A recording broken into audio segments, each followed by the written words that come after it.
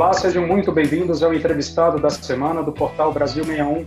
A partir de agora, você acompanha um bate-papo exclusivo com o secretário de Agricultura Familiar e Cooperativismo do Ministério da Agricultura, Fernando Schwank. Lembrando que essa entrevista você também acessa através das nossas redes sociais e no canal do Brasil61.com no YouTube. Secretário, seja muito bem-vindo ao Brasil 61. Obrigado aí pela oportunidade, uma grande satisfação estar com vocês aí, podendo conversar com todo o público aí do Brasil 21. Obrigado, secretário. Secretário, então a primeira pergunta é a seguinte: qual que é a importância do cooperativismo e da agricultura familiar para a economia dos municípios brasileiros? Bom, primeiro dizer que o último censo agropecuário de 2017 ele trouxe dados muito esclarecedores acerca dessa questão. Uma delas, né, é que 80% das propriedades rurais brasileiras são formadas por agricultores familiares. Na verdade, é um pouco menos, mas se a gente botar pequenas propriedades e tirar alguns requisitos da lei, a gente aumenta esse número para em torno de 82%, 83% das propriedades são pequenas propriedades. Isso é uma capilaridade imensa, né, porque ela está distribuída em todo o país. E para os municípios, a gente tem até alguns dados aqui que os municípios que têm o maior IDH, eles têm normalmente uma agropecuária forte, uma distribuição de renda bastante grande, que se dá justamente por essa maior capilaridade das propriedades dos municípios. Então, é extremamente forte e muito variável, né? A gente tem a metade dessas propriedades, ela está no Nordeste brasileiro, com um outro viés, né? A gente tem no Nordeste muitas propriedades que são praticamente de subsistência, né, e que justamente por isso o Ministério da Agricultura lançou um programa específico para o Nordeste, que se chama Agro Nordeste, para fortalecer essa atividade primária no Nordeste brasileiro. Mas isso está por todo o Brasil. E algumas cadeias produtivas, elas são basicamente formadas por pequenos produtores ou pequenos proprietários rurais. Eu posso citar o tabaco, é quase 100%, e ele é muito importante, são 153 mil famílias no sul do Brasil. A suinocultura, que hoje está num momento extremamente favorável, com a proteína animal sendo exportada, a avicultura, o próprio café, a questão das frutas, hortifruti granjeiro, e todo abastecimento dessas cadeias curtas das cidades. Então, isso acaba fortalecendo muito a economia local. E o que nós temos visto aqui, Tiago, é que a pandemia ela fortaleceu essas cadeias curtas, né? E essa relação do produtor que está mais próximo às cidades, né? E a sua relação com as pessoas da cidade. E nós achamos que isso vai ser mais fortalecido ainda, vai ser uma herança dessa pandemia, que é o fortalecimento dessas cadeias curtas. O cooperativismo, né, por um outro lado, ele entra para gerar poder de mercado aos pequenos agricultores. Quando você tem uma determinada produção em que você sozinho não consegue acessar grandes mercados, o caminho é o cooperativismo. O sul e o sudeste do Brasil, eles têm uma tradição muito forte na questão do cooperativismo em vários setores, o setor do leite, o setor do café, o setor dos suínos, das aves, quer dizer, esses setores, eles têm um cooperativismo agropecuário muito forte. E eles se organizaram justamente porque sozinhos eles não conseguiam, primeiro, colocar um frigorífico, por exemplo, fazer toda a transformação dessa carne. Então, eles deram um passo adiante para a agroindústria, né? E depois deram outros passos, que é conquistar o mercado nacional, e algumas cooperativas, eu diria já dezenas de cooperativas, já estão no mercado internacional. Então, as coisas elas se conversam muito, né? E a gente tem trabalhado aqui na Secretaria no sentido de ter uma lógica na implementação de política pública. E essa lógica ela vem através de uma política de crédito, uma política de assistência técnica e uma política de comercialização, onde o cooperativismo é a base dela. O senhor falou sobre os impactos da pandemia nesses setores, secretário. Eu queria que o senhor explicasse um pouquinho mais sobre o impacto que a pandemia teve no cooperativismo e na agricultura familiar. Impacto não necessariamente negativo, né? Como que a pandemia afetou esse setor? Bom, primeiro dizer que o Ministério da Agricultura, desde fevereiro, quando começou os rumores da pandemia, nós mantivemos aqui, na verdade, nós estivemos atentos a isso, e quando iniciou o processo, né, a ministra já instalou um comitê de crise, né, e esse comitê de crise passou a se reunir diariamente, 24 horas por dia, para fazer todo o monitoramento de como que o setor primário brasileiro iria se comportar frente ao que vinha acontecendo ou que estava para vir. Nesse sentido, algumas ações foram quase que imediatas. Primeiro, ela já conversou com o ministro da Educação e a gente manteve o Programa Nacional da Alimentação Escolar, mesmo com as escolas fechadas. Tá? A gente pode achar que isso, mas isso não tem muito impacto. São 4 bilhões de reais por ano, Thiago, que são comprados em alimentação. Né? Desses 4 bilhões, 30% é direto da agricultura familiar. Né? Ou poderia ser, na verdade hoje é 21%, mas igual isso são quase 1 bilhão de reais que é comprado dos agricultores e suas organizações, e os outros 3 bilhões normalmente são até comprados de cooperativas, enfim, ele tem um impacto em quem produz alimentos. Então, isso foi uma coisa que a gente deu continuidade. Nós turbinamos o programa de aquisição de alimentos. A ministra foi direto no ministro Paulo Guedes, conseguimos 500 milhões de reais, colocamos lá, e esse programa ele funciona muito na ponta, ou pelas prefeituras, ou por cooperativas que acabam comprando os alimentos e aí, na verdade, atingindo, né, com esses alimentos, um público da rede socioassistencial que foi muito também prejudicado por essa pandemia em função da perda de emprego, do empobrecimento, enfim. E nós ficamos monitorando toda essa atividade, por exemplo, de feiras rurais. A gente tem as feiras no Brasil, elas são também um canal muito importante de comercialização da agricultura familiar. Mas com as restrições que vinham vindo de estados e municípios, nós estabelecemos aqui um protocolo junto com a Anvisa e o Ministério da Saúde para o funcionamento dessas feiras, mesmo na época da pandemia. Então, a gente repassou isso aos municípios, a CNM também foi uma parceira nossa para que a gente pudesse fazer isso chegar nos prefeitos e, com cuidado, manter essas feiras funcionando, porque elas são importantes também para a agricultura familiar.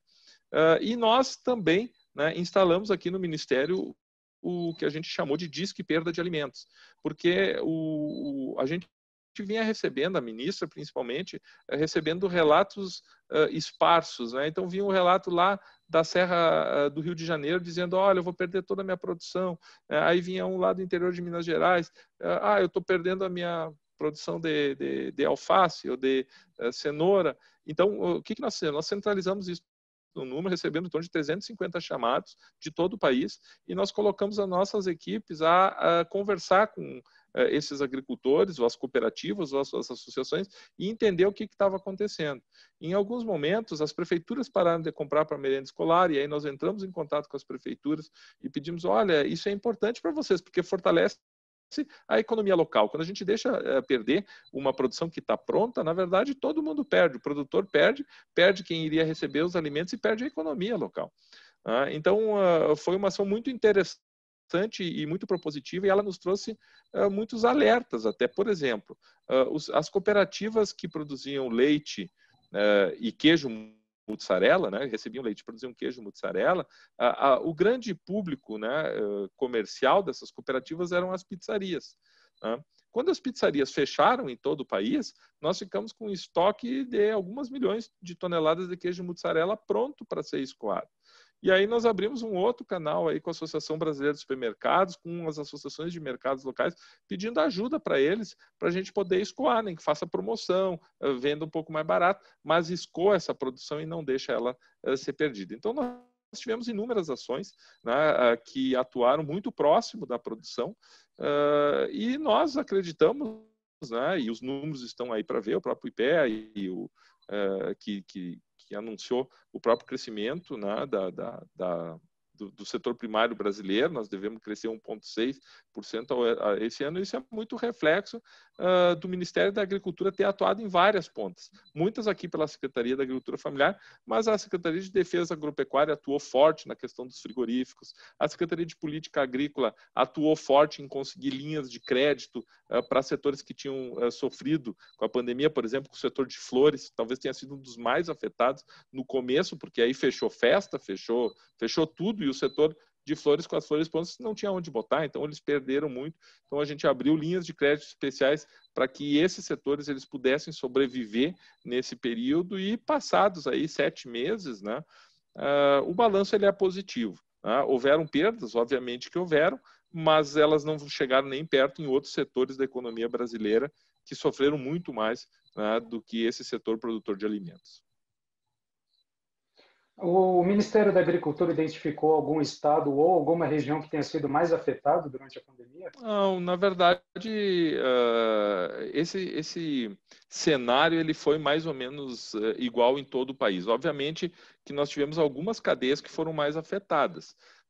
Eu acabei de relatar uma delas, que é a questão dos queijos, principalmente esses queijos que iam para pizzarias, né? O setor de flores, e aí espalhado o setor lá no Ceará, ou São Paulo, né? Que são grandes produtores de flores, né? Nós tivemos relatos do setor de castanhas e do açaí também, né?